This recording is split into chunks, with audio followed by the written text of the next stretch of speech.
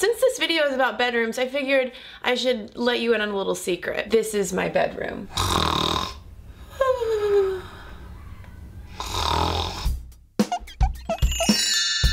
This week's theme on Stuff Mom Never Told You is the bedroom. In today's culture, because we associate bedrooms so much with sex, that might seem like a scandalous topic to cover, but it turns out that the history of the bedroom is not sexy at all. Especially when you consider that our very first beds were communal. In medieval times, sleeping arrangements were very much Willy Wonka and the Chocolate Factory. Back in the day, regular folks like you and me, i.e. not nobility, although if nobility is watching, how do you do? Would all sleep together, regardless of age, sex, and marital status. Where did people get it on? Answer: outdoors. Which leads me to bedroom fact number 2, that the saying hitting the hay for going to sleep has a literal origin, because our very first beds were essentially giant sacks stuffed with hay. 15th century instructions for making a bed describe going out and picking up litter or leaves, hopefully not just trash, stuffing it into a giant sack, at which point you would then curl up next to God knows who and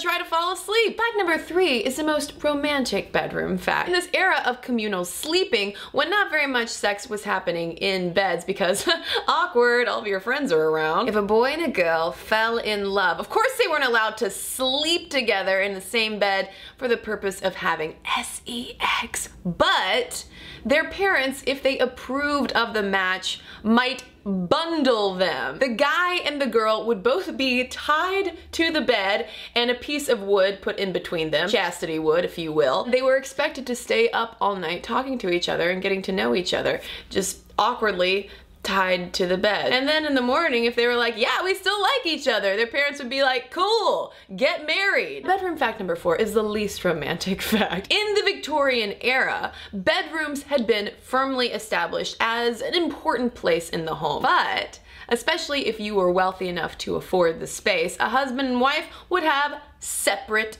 bedrooms. Ironically, in fact, a husband would probably sleep in his sitting room. Fact number 5 is the fact that we should all thank our lucky stars for, because in 1970, Scandinavia of all places introduced the world to the duvet, effectively making your bed in the morning not a pain in the asterisk. Is it a little strange that we refer to this Scandinavian originated thing by a French word?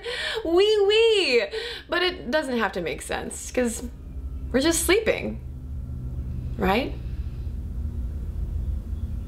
Right? Or is this all a dream?